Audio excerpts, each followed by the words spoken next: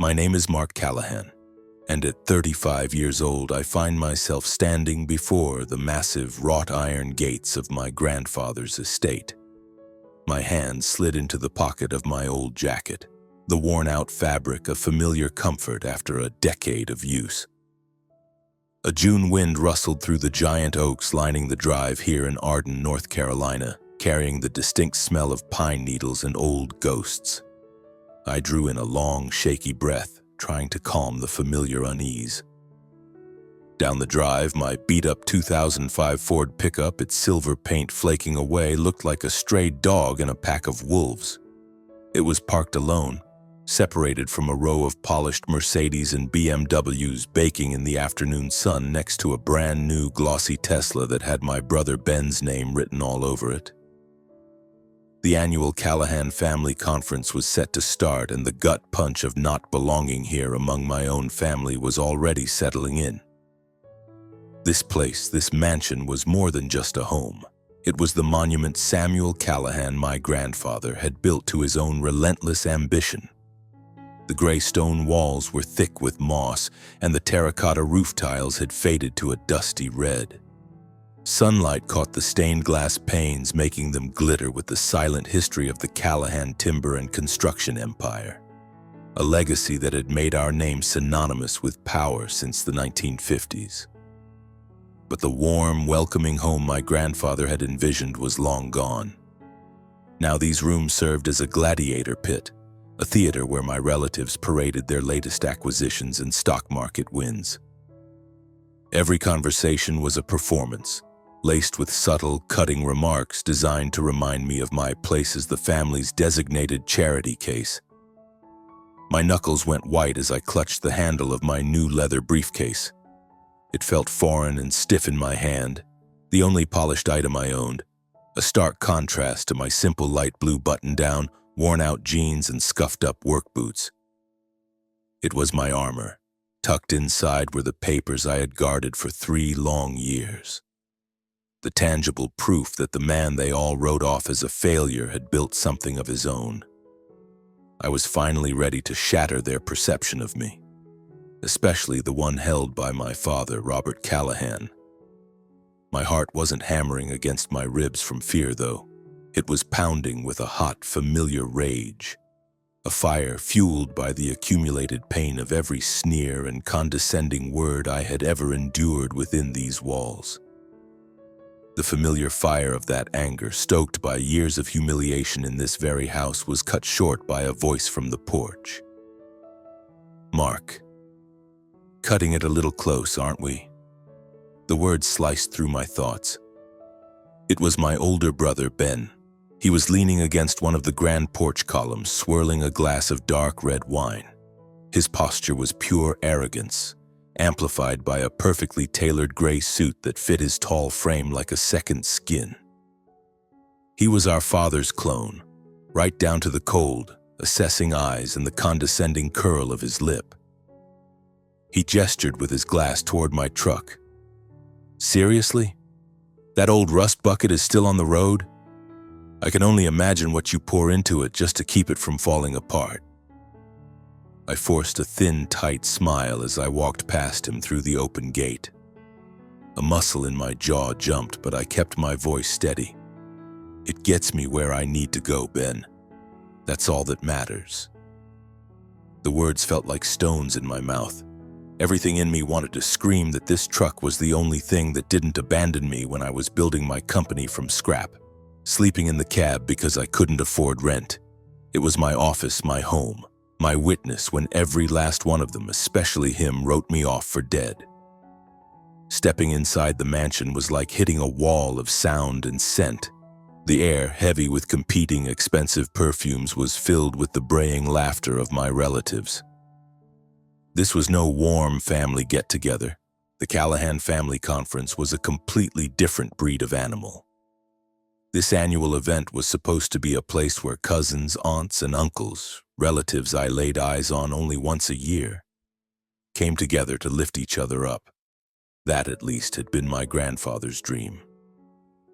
Samuel had started this conference back in the 1980s, envisioning a place where generations of Callahans would forge bonds, share resources, and create a unified legacy.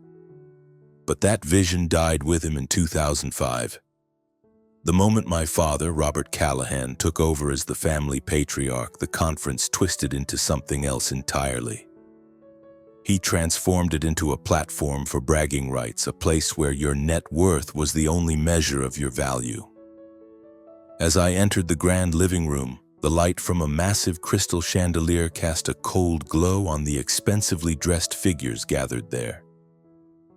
My cousin Chloe poured into a tight red dress with a diamond necklace that glittered obnoxiously, was loudly recounting her recent trip to the Maldives. Across the room, Uncle Arthur, who ran a string of boutique hotels in Charlotte, held court, boasting about the new yacht he'd just bought. And at the head of the long walnut table, my father sat like a king on his throne. His gaze was as sharp and unforgiving as a razor's edge as he scanned a thick stack of documents. Someone's portfolio, no doubt, being weighed and judged. Here, voting rights were directly tied to your declared wealth. My father, controlling a staggering 40% of the vote, held absolute power. My own share, based on the meager assets they believed I possessed, was a pathetic 3%. It was just enough to earn me a seat at the table, a courtesy invitation, but not nearly enough to make anyone actually hear what I had to say. "Mark, sit," my father commanded without looking up from his papers. His voice was low, but it cut through the chatter like ice. "Still wearing that old thing? How many times have I told you to dress like a Callahan?" The room went quiet for a beat, just long enough for me to hear a few muffled snickers. I could feel their eyes on me, their smug, pitying smiles. It was a familiar heat that crawled up the back of my neck. I pulled out a heavy chair, the wood scraping against the polished floor, and sat. I placed the briefcase squarely on my lap, my fingers tracing the smooth, unfamiliar texture of the leather. "I think the shirt's fine, Dad," I said, keeping my voice quiet but refusing to let it waver. "It's comfortable." He let out a short, derisive snort and shook his head in disgust. "Comfort doesn't buy you a voice in this room, Mark. You, of all people, should know the rules by now." He rapped his knuckles on the table, his gaze sweeping across the room as if he were a king inspecting his subjects. "Today's primary topic is the sale of this estate." A murmur rippled through the room. "I have received a very generous offer from a development corporation. They want to build a luxury resort on the property. The price is exceptional." The words landed like a physical blow, knocking the air from my lungs. Sell the mansion. This house was the heart of my grandfather's life's work, the place where he'd poured his soul into every stone. It was the backdrop to every good memory I had. Chasing fireflies in the garden on long summer evenings, listening to his stories about starting out with nothing but a tiny second-hand sawmill. I wanted to scream, to object, but I knew my 3% meant nothing. My voice would be swallowed by the silence. "Robert, are you certain this is the right move?" A deep, steady voice spoke up from the far end of the table. It was Uncle George, my father's youngest brother, and the only one who ever had the courage to question him directly. He sat there in a simple button-down, his salt and pepper hair and gentle expression a stark contrast to everyone else. "This house is Dad's legacy. Do you really believe he would want us to sell it off?" My father's eyes narrowed into slits, his cold stare locking onto Uncle George. "George, don't be so sentimental," my father snapped back. "This is a business decision, not a trip down memory lane. With the capital from this sale, we can fund far more significant ventures. Your 9% vote isn't going to stop this." Uncle George pressed his lips into a thin, tight line, but he held his tongue. I caught his eye for a moment and saw a flicker of understanding there, a shared frustration.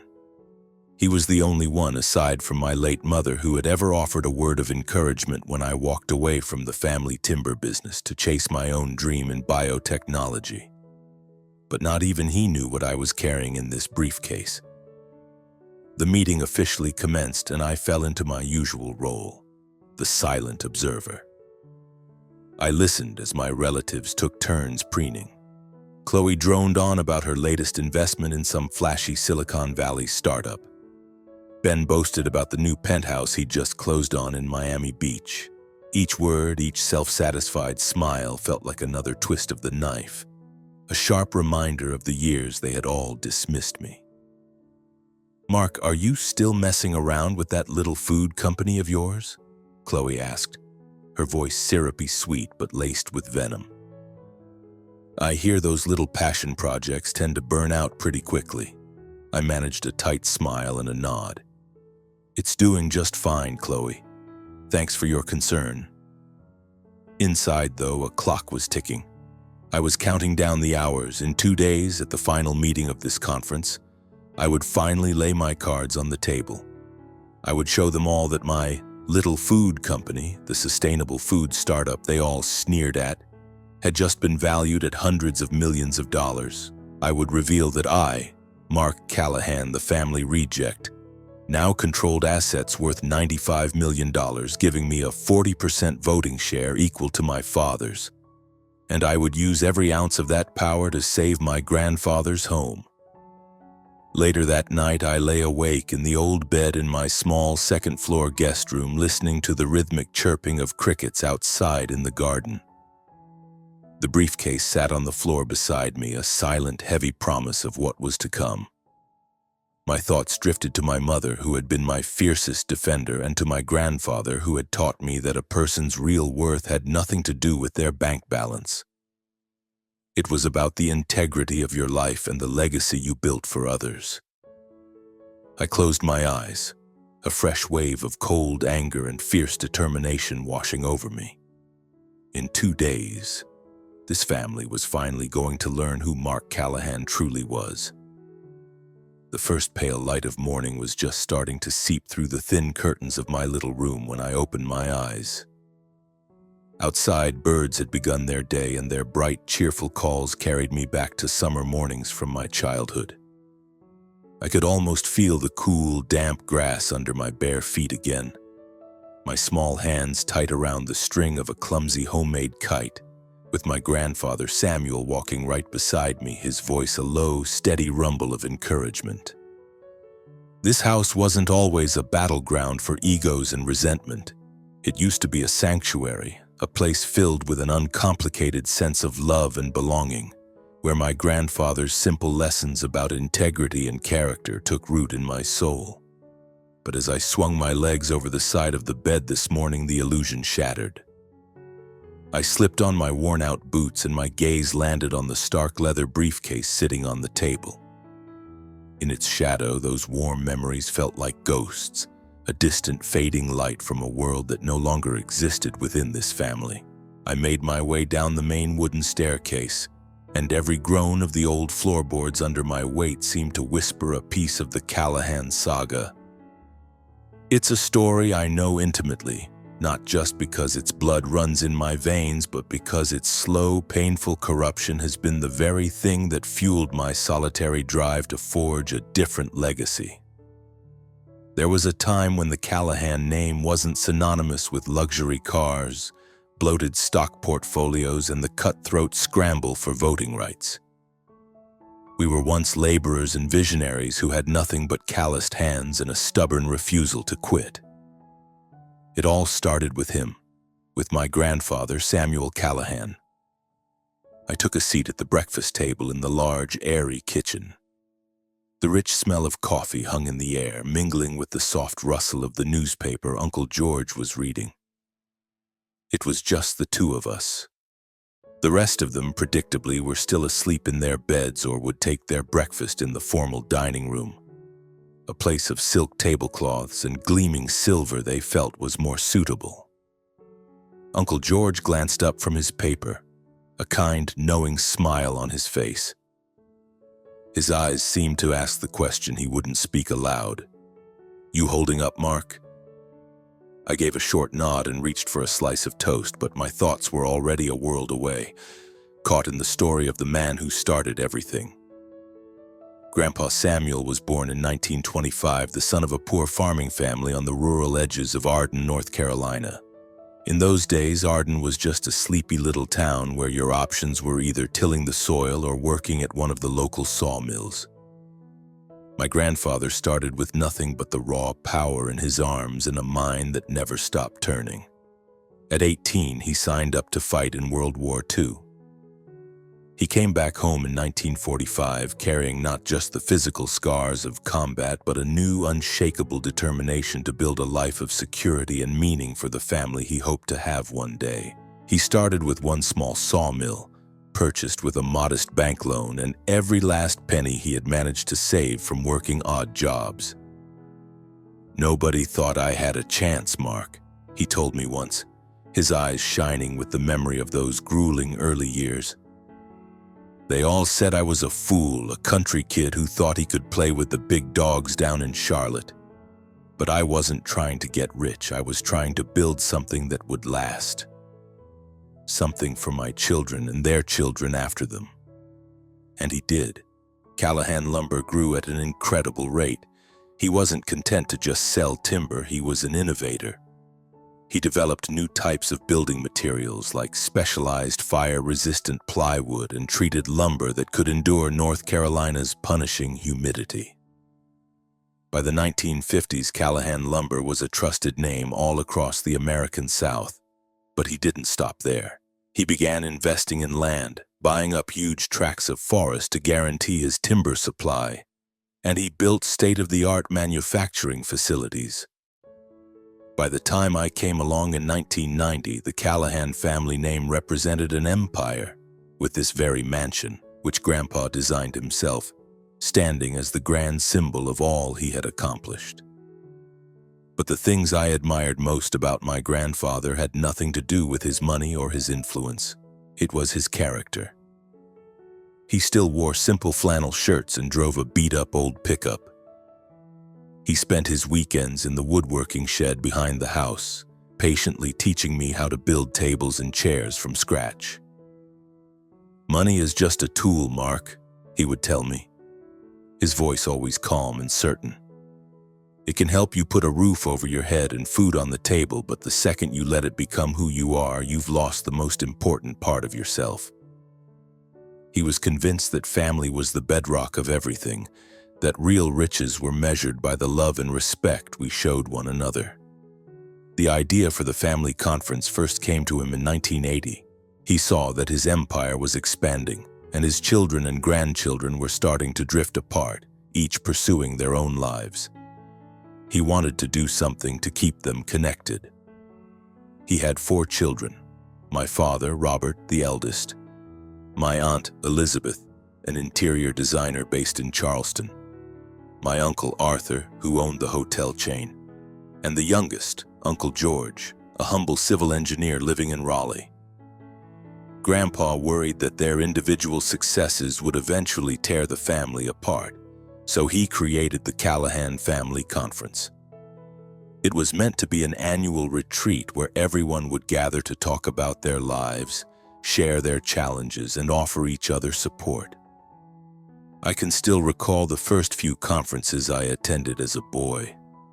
I would sit on the floor by Grandpa's chair just listening to him and my grandmother talk with my aunts and uncles.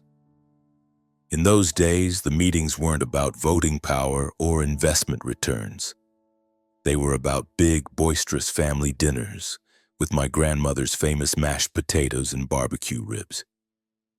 My aunts and uncles would talk openly about their hardships, like the time Uncle Arthur almost went under after a hotel project fell through, or when Aunt Elizabeth needed seed money to launch her design firm. My grandfather would just listen patiently, offering quiet wisdom and more often than not a discreet loan or a crucial introduction to help them get back on their feet. "We are a family," he would always say. "If one of us stumbles, it's the job of the rest of us to help them back up." I cherished those times. I loved the way my grandfather looked at every single person with the same level of respect, whether they were thriving or struggling. I loved when he'd call me out to the garden, put his hand on my shoulder, and point to the towering oak trees he'd planted the year my father was born. "One day, Mark," he'd say, "it will be your turn to carry these values forward." I believed him with my whole heart. But then, in 2005, he was gone. A sudden heart attack took him from us right as I was turning 15. And the moment he died, his dream of a truly united family started to crumble. My father, Robert, stepped into his shoes as the head of the conference. As the oldest son, he'd always felt the immense weight of his father's legacy on his shoulders, but he chose to honor that legacy in his own way, a way I am certain my grandfather would never have sanctioned. My dad is a hard, inflexible man who believes that money is the only real scorecard for a person's life. He runs Callahan Lumber with an iron will, transforming it from a regional power into a global corporation. But in his relentless pursuit of profit, he has twisted the family conference into something my grandfather would no longer recognize. I will never forget the first conference after Grandpa died in 2006. I was 16, still raw with grief, but I was looking forward to being with my family again. I expected it to be like it always was, full of stories and hugs and a sense of shared strength. Instead, I walked in to find my father standing at the head of the table holding a massive ledger. He announced that from that point forward, everyone would be required to formally declare their personal assets. Voting rights in the conference, he declared, would now be allocated based on wealth, to better reflect each member's contribution to the family's prosperity. I was just a kid. I didn't fully grasp the implications. I just knew something was deeply wrong. I felt my mother, who was always my rock, squeeze my hand tightly under the table. When I looked at her, I saw her eyes were filled with a profound and helpless worry. My father's new rule poisoned everything. The warm, open conversations of the past were replaced by slick presentations on stock portfolios, real estate holdings, and profit margins. The ones with the most money, like my father with his 40% share, or Uncle Arthur with his 15, became the new royalty. And people like my mother, who had dedicated her life to raising a family, or Uncle George, who chose a life of quiet service over wealth, were suddenly silenced and pushed to the fringes. And me, a 16-year-old kid with nothing to my name, was granted a single symbolic 1%. It was a number designed to make me feel completely insignificant. But the deepest cut was the way my own father treated me. He would criticize me openly right there in front of everyone, calling me lazy and unfocused, telling me I wasn't worthy of the Callahan name. "Mark, if you don't stop wasting your life with these foolish fantasies, you will have no place in this family," he would say, his voice devoid of any warmth. I wanted to scream back at him that I wasn't wasting my life, that I had my own dreams, that I wanted to build something that mattered just like Grandpa had. But I bit my tongue. I kept my silence because back then I didn't have the proof to back up my words. The memory brought a bitter taste to my mouth. I took a sip of my coffee, the heat doing nothing to soothe the burn in my throat. Uncle George folded his newspaper and set it on the table, his kind eyes studying my face. "What's weighing on you, Mark?" he asked, his voice soft. I managed a weak smile and shook my head. "Just thinking about Grandpa," I said. "I was just wondering what he would think if he could see what this conference has become." Uncle George let out a long, heavy sigh, his gaze turning inward. "He'd be heartbroken, Mark. Absolutely heartbroken, but he would be so proud of you. You're more like him than anyone else in this house knows." His words were a gut punch, a painful mix of comfort and sorrow.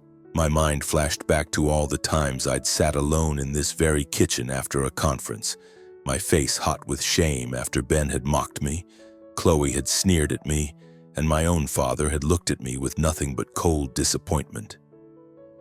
I thought of my mother, how she would hold me and whisper that I had nothing to prove to any of them. And then I thought of the briefcase sitting upstairs guarding the secret I'd carried for so long.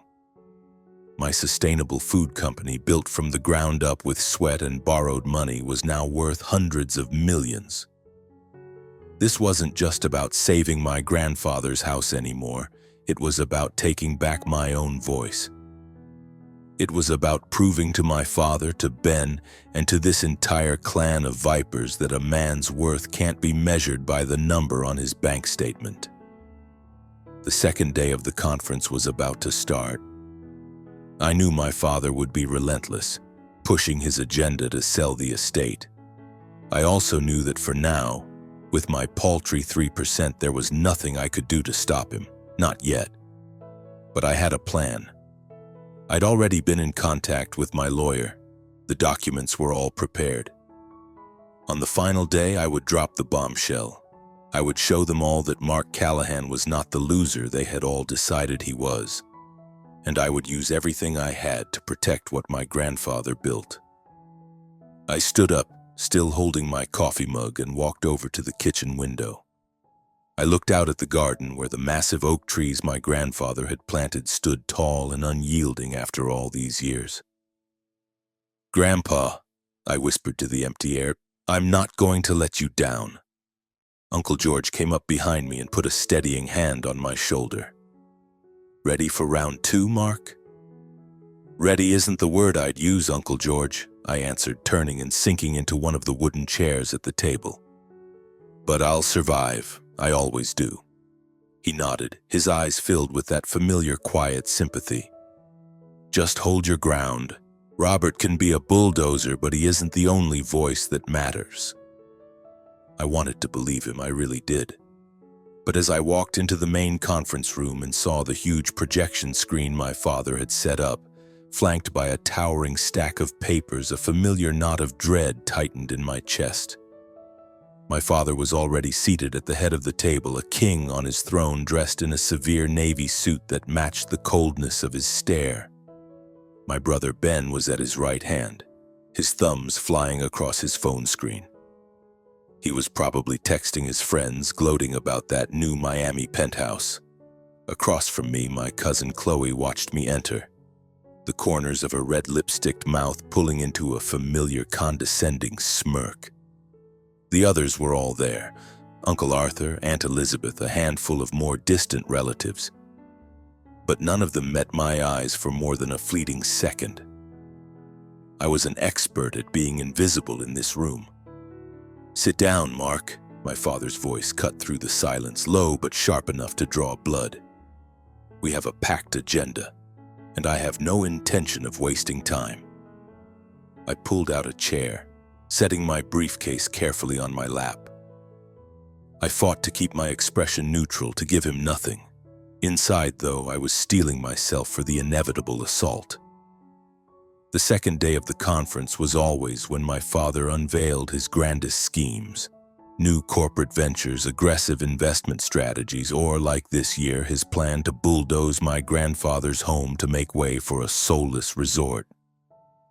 I had heard him float the idea yesterday, but today he would lay out the specifics. I knew I couldn't just sit here and let it happen. The meeting began. My father stood, rapping his pen lightly on the table to command the room's full attention.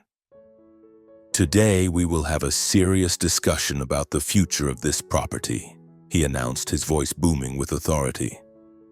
"The Riverside Development Corporation has made us a very generous offer: $25 million for the land, plus a stake in the luxury resort they intend to build here."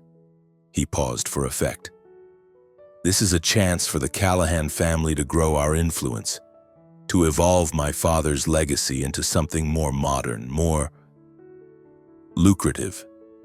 A few of my relatives offered scattered, tentative applause. Ben nodded eagerly, a smug grin plastered on his face. "It's a brilliant move, Dad. A resort of that caliber will only enhance our family's brand. I've seen the preliminary designs. It's going to be a world-class destination for the global elite. A hot rush of blood roared in my ears. Sell the mansion?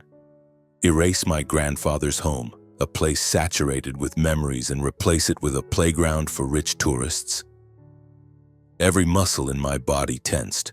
I wanted to leap to my feet and scream, but I forced myself to stay put. I had to wait for the right moment. For now, my objections would be nothing more than air, dissipating before they even registered. I shot a look at Uncle George. He was frowning deeply, his knuckles white as he gripped his teacup. "Robert, don't you think we should be more cautious here?" Uncle George's voice was quiet, but it carried a firm edge. "This estate isn't just a piece of real estate. It's the heart of this family. Dad built this place so we would always have a home to come back to, not so we could sell it to the highest bidder." My father let out a dismissive snort, his eyes flashing with annoyance. "George, you're hopelessly sentimental. This is a business transaction, not a bedtime story. Your 9% isn't going to stop progress." Chloe let out a high-pitched, artificial giggle. "Uncle George, I understand you're attached to this old house, but we have to be practical. Nobody lives in the past anymore." She shot a pointed, venomous look in my direction. "Well, except for Mark, maybe?" The room broke into a chorus of cruel laughter. Ben clapped his hands together, his grin widening as he looked at me. "She's got a point, Mark. You're still trying to live like it's Grandpa's time, aren't you? Driving that old clunker and wearing that shirt from the 90s? My grip on the briefcase tightened until my fingers ached. I forced myself to breathe slowly, evenly. "I live the way I see fit, Ben," I said, my voice dangerously quiet. "Not everyone needs a Tesla to validate their existence." The room went silent for a beat. Then Ben threw his head back and laughed, a loud, ugly sound. "Oh, listen to him. Still so bitter about being broke, Mark? Maybe if you sold off that sad little company of yours, you could finally afford a decent suit." His words were a direct hit, a deliberate jab at my deepest insecurities. I felt the heat rise in my face, a burning wave of shame and anger. But I refused to give him the satisfaction of a response. I stayed silent, not because I was defeated, but because I knew my time hadn't come yet. Tomorrow, when I laid my $95 million valuation on the table, giving me a 40% voting share that would match my father's, Ben wouldn't be laughing. My father slammed his hand on the table, the sharp crack cutting through the tension. "That's enough, Mark. If you have nothing of substance to add, then be quiet and listen. We are discussing serious business here." I bit down hard on the inside of my cheek, the sting of his dismissal as sharp as a slap. Suddenly, a memory from a conference 5 years earlier flooded my mind, as raw and painful as if it had happened yesterday. It was 2020, I was 30 years old and 3 years into building my sustainable food company. The business was finally gaining traction, but I was still living on next to nothing, pouring every dollar I had back into research and development. That year, the family timber business, Callahan Lumber, was struggling. The construction materials market was wildly unpredictable, and the company was feeling the pressure. My father, as chairman, proposed a high-stakes gamble. He wanted to take out a massive loan to build a new lumber processing plant in South America. The labor was cheap, yes, but the political climate was dangerously unstable. I had pored over his proposal for weeks. I read every industry report I could find, analyzed the market trends, and came to a terrifying conclusion. My father's plan was a house of cards. If the market took another downturn, the debt he wanted to take on could easily bankrupt the entire company. On the second day of the conference, I did something I had never done before. I stood up and dared to challenge him in front of the entire family.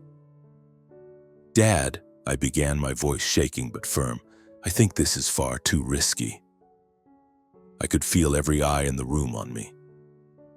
If we sink all this capital into South America and the market turns against us, the company could be wiped out.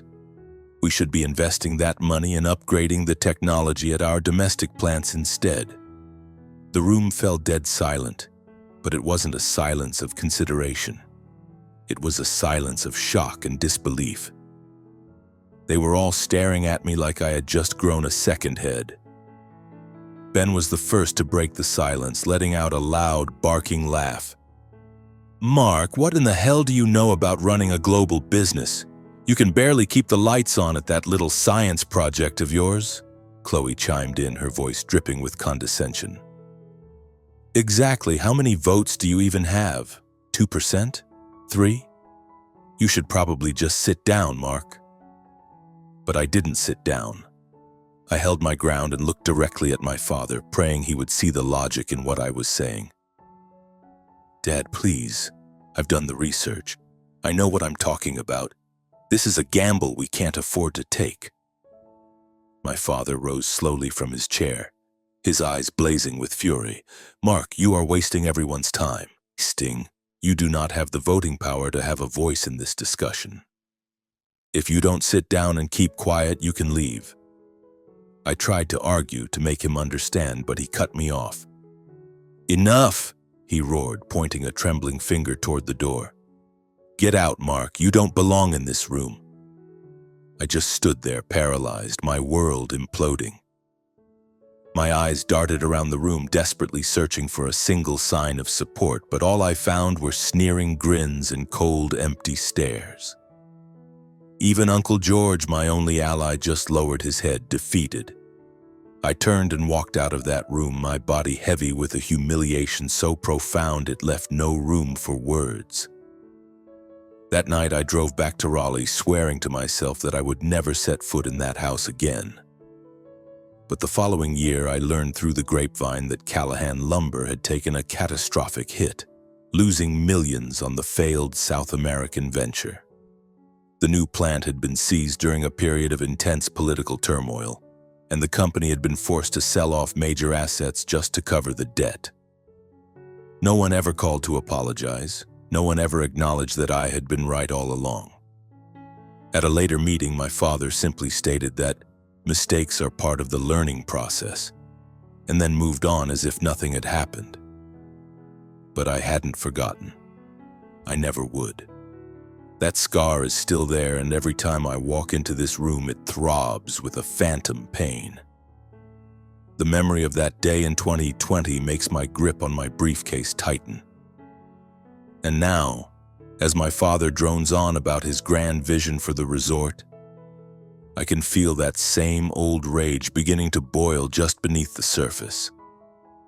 "I propose we hold a preliminary vote today," he announced, his voice leaving no room for debate. "All in favor of selling the property, please raise your hand." Instantly, hands shot up around the table: Ben, Chloe, Uncle Arthur, and a few of the others. Uncle George just shook his head slowly, his own hands remaining firmly on the table. I didn't raise my hand either, but I knew it was a pointless gesture. With my 3%, I was a ghost. "Mark, still in opposition?" my father asked, his eyes like chips of ice. "Do you have a coherent argument this time, or are you just here to waste our oxygen again?" I took a slow, deliberate breath and met his gaze head on. "Dad, this house is Grandpa's soul. If we sell it, we're not just liquidating an asset. We're selling off the very idea of what this family is supposed to be." Ben let out a loud, theatrical groan. "Oh, give me a break. Spare us the sermon, Mark." "Ben!" I shot back, my voice low but sharp. "Not everything in this world has a price tag. Grandpa built this home so we would have a place to gather, not so we could slap a price on it and sell it off like a piece of inventory." My father slammed his hand on the table again, the sound echoing in the tense silence. "Mark, that is enough. You have no standing here. If you can't accept the decision, then sit there in silence and let the adults handle things." His words struck me like a physical blow, knocking the wind out of me. I wanted to stand up right then and there, I wanted to scream, to shove my $95 million valuation in all their smug faces. But I held my tongue. My plan was set for the final day, and I had to see it through. I risked a glance at Uncle George, and he gave me a barely perceptible nod, a silent message. "Hold on, Mark. Your time is coming." After the meeting broke, I went straight to the garden and found a quiet bench under one of the old oak trees. A few moments later, Uncle George followed and sat down beside me. "You all right?" he asked gently. "I'm just tired, Uncle George," I admitted, my voice rough with exhaustion. "I'm so tired of being the family joke, of being treated like I'm nothing." I looked up at the massive, sprawling branches above us, but I'm not going to let them win. He put a reassuring hand on my shoulder. "Just stay the course. Wait for your moment." He paused, then looked at me intently. "You have a plan, don't you?" I looked back at him, hesitating for only a second. I had to trust someone.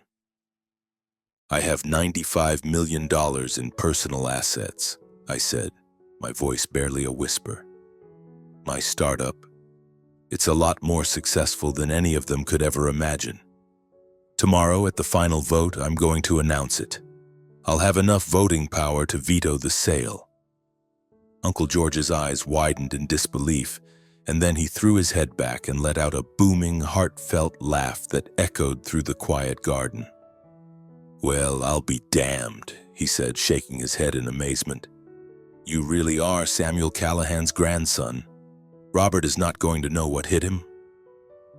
We sat there for a long time, talking about my grandfather, about the values he stood for, about everything this family had lost. As we talked, I felt a heavy weight begin to lift from my shoulders, as if I had finally set down a burden I'd been carrying for years. Tomorrow I would face them all. I would face my father. I would face the man I used to be and finally step into the one I had become. I would take back my voice, and I would save my grandfather's home. Later that night, I lay in the old bed in my small guest room. Moonlight streamed through the thin curtains, casting a silvery glow on the leather briefcase that sat on the table waiting. The sound of crickets chirping in the garden outside my window should have been soothing, but sleep was impossible.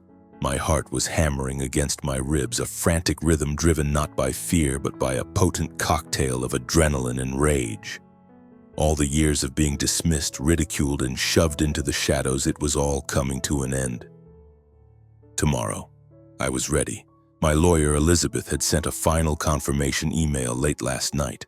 Attached were the official documents, the irrefutable proof of my assets. $95 million. All of it earned from the sustainable food company I had poured my blood, sweat, and soul into building from nothing. By my calculations, that valuation would give me a 41% share of the family vote. It was enough. It was enough to challenge any decision made by my father, Robert Callahan, the man who had always wielded his power like a weapon, certain that he alone controlled our family's destiny. My thoughts drifted to my mother. She had always been my champion, my unwavering believer, but she wasn't here to see this. Cancer had taken her from us 3 years ago, leaving a gaping hole in my life that would never heal. But her words, her lessons were etched into my heart. She was the one who taught me that a person's true worth isn't measured by the world's applause, but by the integrity of their actions when no one is watching. "Mark," she'd said to me once, her hand holding mine as I wrestled with the early brutal days of my startup, "you are my shining star. Don't you ever let anyone convince you otherwise." Her voice echoed in my mind now, a steady flame burning away the last of my doubts. I also thought of Uncle George, the only person in this family who had ever truly seen me.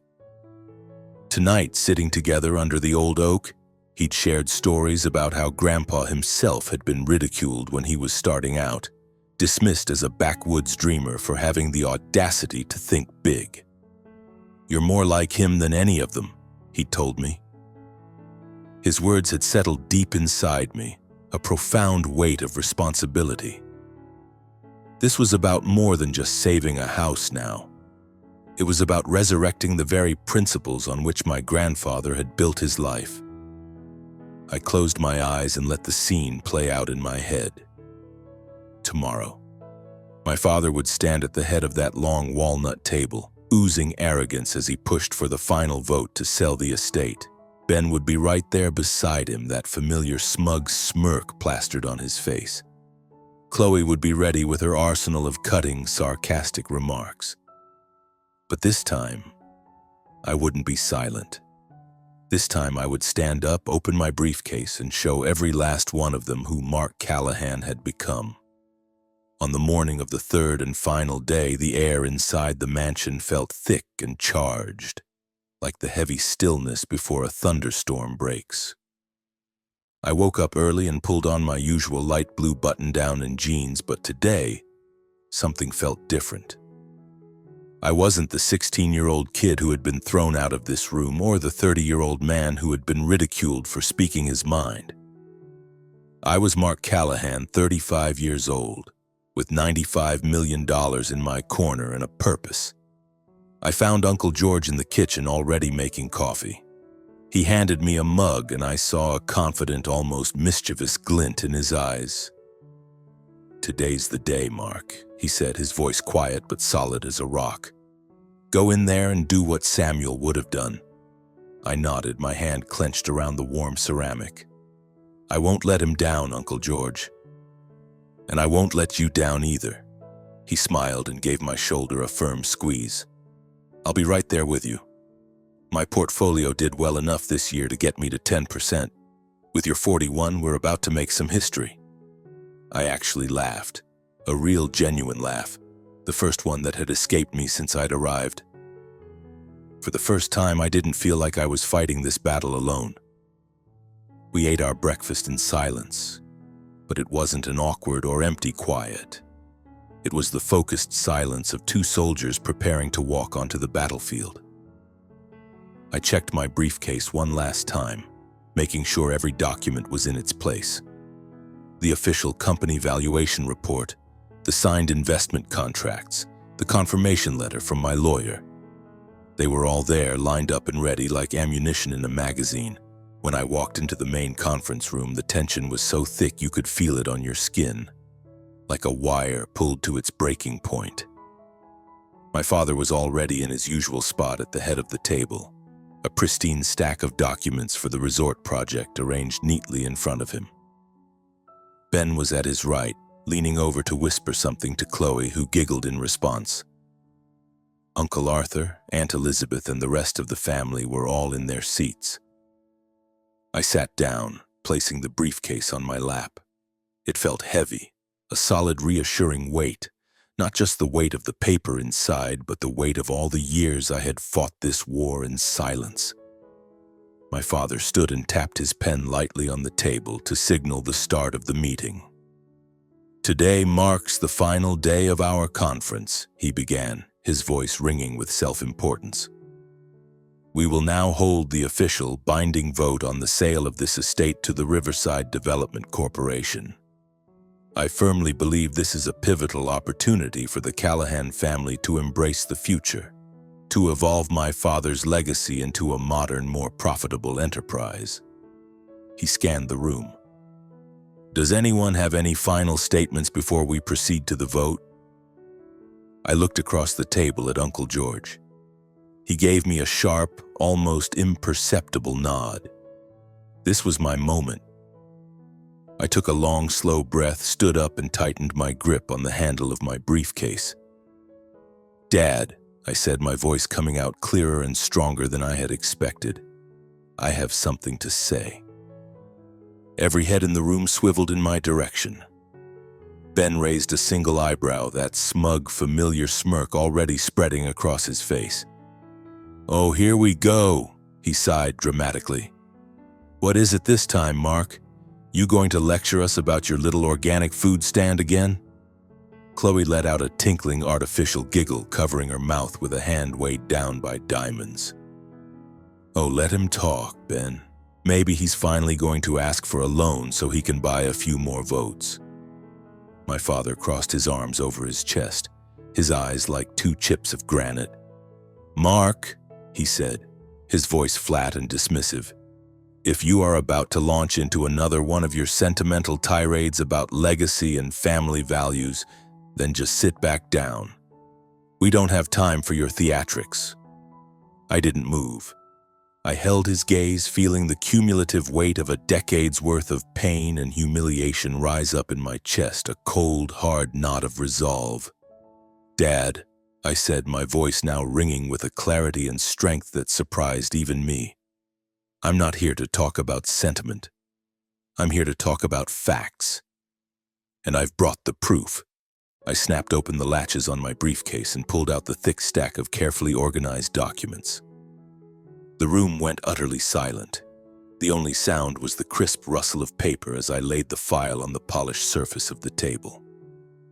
"This," I began, my voice now echoing with power in the stunned silence, "is the official valuation report for my company, the sustainable food startup that you have all found so amusing." I paused, letting my eyes sweep across their dumbfounded faces. "It is currently valued at $250 million. My personal assets as of this morning are $95 million.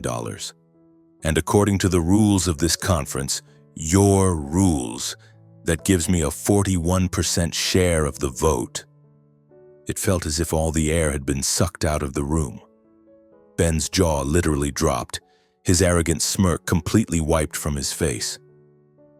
Chloe was just staring at me, blinking rapidly as if the words I'd spoken were in a language she couldn't comprehend.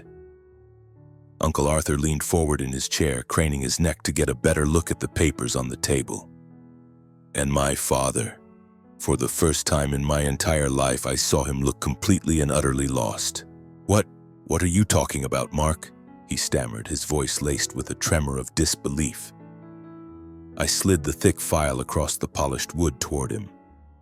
"You can look for yourself. It's all there. The report from a top-tier independent auditing firm, the signed investment contracts from some of the biggest venture capital funds in Silicon Valley, a notarized letter from my attorney." I let my gaze travel around the room, meeting each of their stunned expressions. "It's all real. I don't have 3%, I have 41. A wave of hushed, frantic whispers washed over the room. Ben just sat there, shaking his head, his voice barely audible. No way, you're lying. How could someone like you have $95 million? Someone like me?" I repeated, my voice now as hard and cold as steel. I locked my eyes on his. "You mean someone who doesn't need a flashy car or an expensive suit to feel like a man? Someone who doesn't need to come to this conference once a year to brag about his accomplishments?" I leaned forward, planting my hands on the table. "Someone like me was working day and night while you were all playing with your portfolios. Someone like me built a company from the ground up, a company that is creating something that actually matters. Sustainable food for a world that is starving for it. You can choose not to believe it, Ben, but numbers don't lie." I turned my attention back to my father. He was still holding the documents, his eyes darting back and forth between the pages and my face, a chaotic storm of anger and confusion brewing in their depths.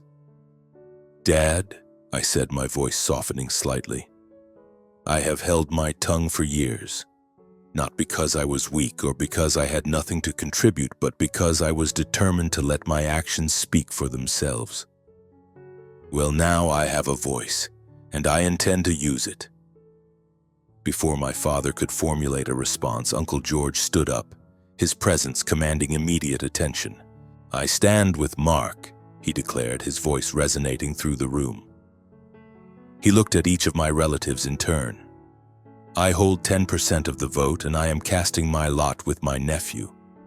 Together we control 51%, enough to veto any proposal brought before this conference." The room exploded. Chloe let out a shrill cry of protest. "Uncle George, what are you doing? This is an incredible opportunity for the family." Ben slammed his fist on the table, his face turning a blotchy, furious red. "This has to be a joke. Mark, who the hell do you think you are, turning this family meeting into your own personal circus?" My father held up a hand, a silent command for order. The room quieted. He looked at me, his gaze now sharp and dangerous. "Mark, do you really think you can just waltz in here, wave a few pieces of paper around, and seize control?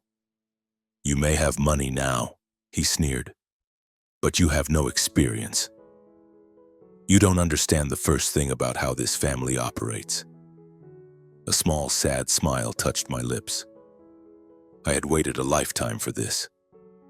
"Dad, I understand this family far better than you realize. More importantly, I understand what Grandpa wanted for us. He wanted a family that was united, not a boardroom where we all fight over who has the biggest bank account. And I am here to protect that vision." I took a breath. "I veto the proposal to sell this house." The whispers in the room instantly escalated into shouts. Ben leaped to his feet, jabbing a finger in my direction. "You can't do that! Dad, do something!" My father just stood there, his eyes flicking from my face to the documents in his hand and then back to my face again. And in that moment, I saw something shift in his expression. The raw anger was still there, but beneath it I saw the first flicker of resignation. He knew.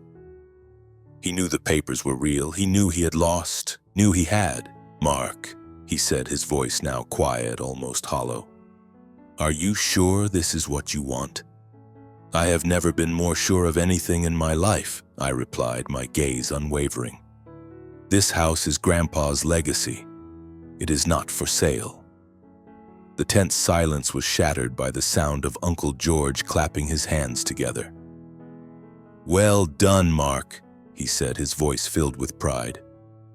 "Well done." And then the room erupted into complete and utter chaos.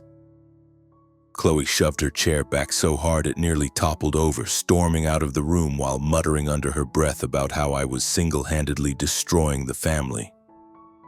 Ben just stood there, glaring at me with an expression of pure, unadulterated hatred, as if I had just robbed him at gunpoint. Uncle Arthur, Aunt Elizabeth, and the others were huddled together, whispering furiously as they tried to make sense of the new reality that had just crashed down on them. But my father, he just slowly, heavily sank back into his chair. He said nothing. He just sat there, clutching my documents in his hand. My heart was still pounding, but it was a different rhythm now. It was the triumphant, soaring beat of victory, of liberation. I had done it. I had taken back my voice. I had saved my grandfather's home. After the meeting finally disintegrated, Uncle George pulled me out into the garden and wrapped me in a fierce, heartfelt hug. "You did it, Mark," he said, his eyes shining with pride. "Your grandfather is smiling down on you right now." I laughed, feeling a pressure that had been building inside me for years finally release. I knew this wasn't the end. My father, Ben, and the others would not accept this defeat gracefully. They would regroup. They would plot. They would try to find a way to wrestle back control, but this time I was ready for them. I had Uncle George by my side. I had the resources to fight back. And most importantly, I had the unshakable conviction that what I was doing was right, a conviction forged in the values my grandfather had instilled in me so long ago. Back in the quiet of my room, I opened a new email from Elizabeth. It was a confirmation that all of my documents had been officially notarized and were now legally indisputable. I walked over to the window and looked down at the garden, at the massive ancient oaks my grandfather had planted, their branches reaching toward the sky like steadfast arms. "Thank you, Grandpa," I whispered. "I did it." Even now, hours later, I could feel my heart racing, my hand pressed against my chest. But it wasn't the frantic, anxious rhythm of before. This was the pulse of freedom, the feeling of someone who had walked through hell and come out the other side, not just intact, but stronger. I had finally done what I had spent the last decade dreaming about. I had stood up to my family. I had faced down my father, Robert Callahan. I had taken back my voice. I had saved the home my grandfather had poured his life into building. But as the moonlight spilled across the floor, I knew this victory was just the beginning.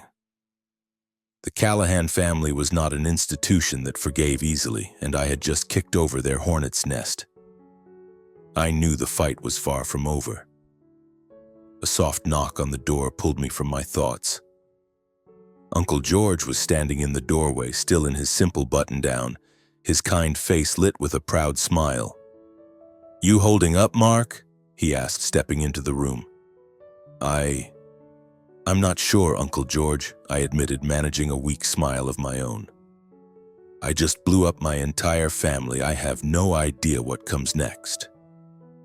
He walked over and sat down in the old wooden chair by the window, his gaze settling on the garden below. "You did the right thing," he said, his voice quiet but firm. "Robert and Ben might be furious, but they can't argue with the facts. You proved to all of them today that you're not just a Callahan by name. You carry your grandfather's spirit." His words were a balm to my frayed nerves, making me feel as if a part of my grandfather was right there in the room with us. But alongside the comfort, I felt a new kind of pressure settling on my shoulders. I hadn't just stopped the sale of a house. I had completely upended the power structure my father had spent the last 2 decades building. I knew he wouldn't let that stand. The next morning, the atmosphere in the mansion was heavier than I had ever felt it. I walked into the dining room, a space that was usually echoing with loud conversation and the clinking of glasses, and was met with an almost complete silence. Chloe was huddled in a corner, staring intently at her phone, but I saw her eyes flick nervously in my direction. The usual derision now replaced with something else. Fear, maybe? Uncle Arthur and Aunt Elizabeth were whispering together, but they fell silent the instant I walked in. Ben was nowhere to be seen. He was probably off somewhere, licking his wounds and trying to process the shock of the day before. And then there was my father. He sat at his usual place at the head of the table, holding a coffee mug in both hands, his gaze as cold and hard as a winter sky. "Sit down, Mark," he said, his voice completely flat, devoid of any emotion. I pulled out a chair and sat, feeling the weight of every eye in the room on me, waiting.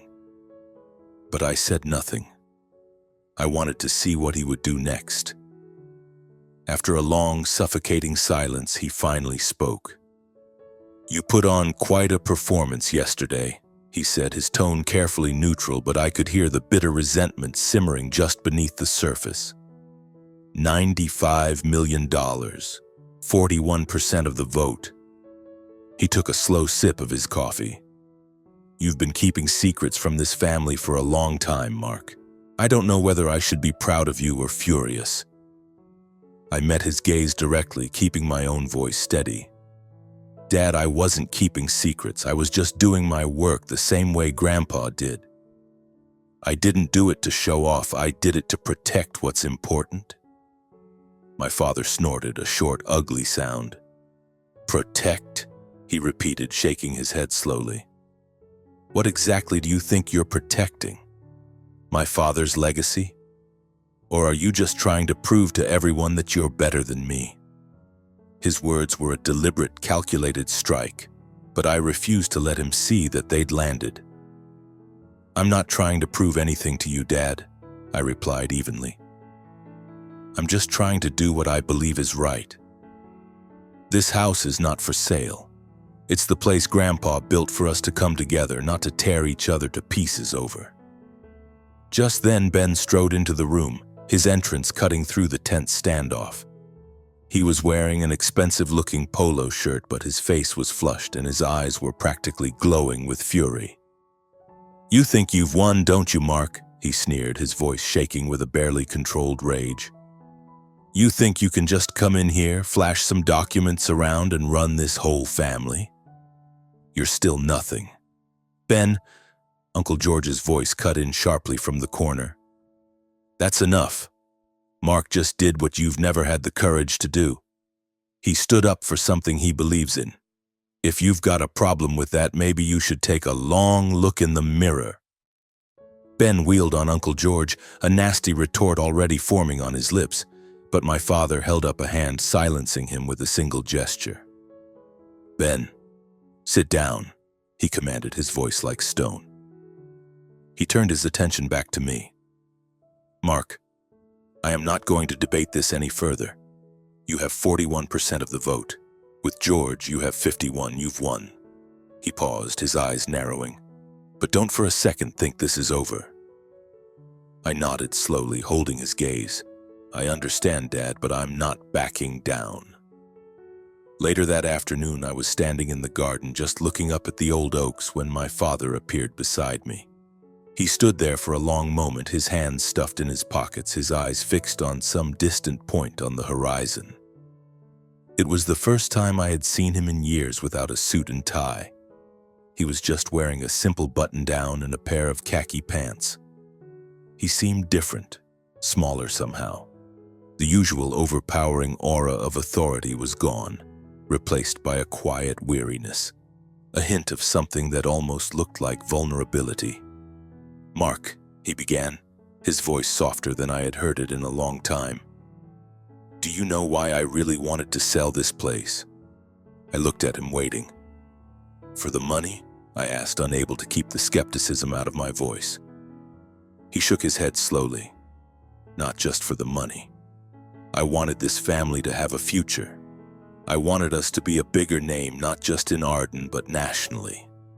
My father, your grandfather, he was a brilliant man, but he always thought too small. I didn't want us to be trapped by his sentimentality, stuck in the past.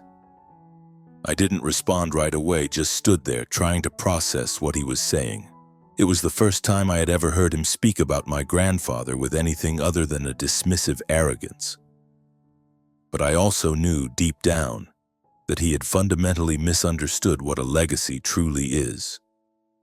Dad, I said finally, moving forward doesn't have to mean selling off the things that define us. Grandpa didn't care about being a big name. He cared about being a family, a real one. My father looked at me, and for the first time I saw his certainty waver. Then he said something that completely blindsided me. Mark, I want you to come work with me. You have the capital. You have a vision. Together we could take Callahan Lumber to a whole new level. I'll make you a senior executive. His offer left me speechless. A small part of me wanted to believe him, to see this as a genuine olive branch, a final grudging acknowledgement of my worth. But another part of me, the part that carried the scars of his years of contempt, knew better. This wasn't an apology, it was a strategic move, a desperate attempt to bring me back under his thumb. Dad, I appreciate the offer, I said carefully, choosing my words, but I have my own company to run. I'm going to stick with that. His lips thinned into a tight, hard line. He said nothing else, just turned and walked away. I watched him go, his figure shrinking until it disappeared behind the trees, feeling a strange mixture of relief and a profound, lingering sadness. Ben, unlike my father, was not one for subtlety. That evening, as I was packing my bag to drive back to Raleigh, he appeared at my door. Mark, he said, a wide, predatory smile stretching across his face, though his eyes remained as cold as a morgue slab. Congratulations, who knew my screw-up little brother was a secret millionaire? I just looked at him, refusing to take the bait. Thanks, Ben, I said, my voice flat. Was there something you needed? He sauntered into the room and plopped down in a chair as if he owned the place. Look, Mark, he began, leaning forward conspiratorially. I don't want there to be bad blood between us. We're brothers, after all. Maybe I've been a little hard on you over the years, but now that you're successful, we could do great things together. I've got a few ventures in mind, and with your capital... Ben, I cut him off, my patience finally snapping. If you ever want to have a real conversation with me, it won't be about my money. You never gave a damn about my work, my company, or anything else about my life. Don't start pretending now." His friendly facade evaporated. He stiffened, the smile vanishing from his face. "Still holding a grudge, I see," he hissed, his voice dropping to a low snarl. "Fine, Mark. Have it your way. But don't think for a second you can control this family forever. Dad will find a way to get his power back. And when he does, I'll be right there by his side." He stood up abruptly and stormed out of the room without another word. I watched him go, a familiar wave of disappointment washing over me. A foolish, naive part of me had hoped that this might change things between us, that he might finally see me as a brother instead of just a competitor. But I should have known better. With Ben, it would always be a competition. In the midst of all the animosity from my father and brother, Uncle George was my one source of comfort. After Ben left, he found me out on the back porch, just standing there, looking out at the trees. "You did a good thing today, Mark," he said, his eyes also on the old oaks. His voice was thick with emotion. "I know what it's like to be the one who gets ignored. I've spent my whole life living in Robert's shadow. But what you did today, it gave me hope. Hope that your generation can finally set this family back on the right course." I smiled, genuinely touched by his words. "I couldn't have done it without you, Uncle George," I said. "You were the only one who ever stood by me." He shook his head. "No, Mark, you were the one who led the charge. I just followed your lead. But I truly believe that with you at the helm, this family can finally remember who we were meant to be. We can rediscover the values that my father, your grandfather, built his life on." We sat there for a long time talking about Grandpa, about the days when the Callahan family was a real family. Uncle George told me stories I had never heard before, stories about how Grandpa had quietly helped so many people, not just within our family but all over Arden, funding scholarships for kids who couldn't afford college, building the town's first public library. "That's his real legacy," Uncle George said, his eyes shining. "And you, Mark, you're the one who's carrying it on." As the conference officially drew to a close, I left the mansion feeling a strange mix of triumph and unease. I had won the battle, but I knew the family was more fractured than ever. My father, despite his surprising offer, was still the same domineering man he had always been. Ben was clearly already scheming, and Chloe and the others were still looking at me with a mixture of fear and suspicion. But for the first time in my life, I wasn't afraid of them. I had finally proven my worth, not just to them, but to myself. Uncle George walked me out to my truck, my old Ford pickup still looking like a lonely stray in the long line of luxury cars. "So what's the plan now?" he asked. I turned and looked back at the mansion, at the tops of my grandfather's oaks reaching for the sky. "I want to make this place mean something again," I said. "I don't want it to just be a house. I want it to be a place that truly honors Grandpa's legacy. A place where we can help young people who are just starting out, the way I was, to build their own dreams." Uncle George nodded, a wide, proud smile spreading across his face. "Whatever you decide to do, Mark," he said, "I'm with you, all the way." I climbed into the cab and turned the key. As the old engine rumbled to life, I felt a profound sense of a new chapter beginning. I had saved the house, but I knew that the real work, the work of healing the fractures in the Callahan family and truly restoring my grandfather's legacy, had only just started. And I was ready to see it through no matter what it took.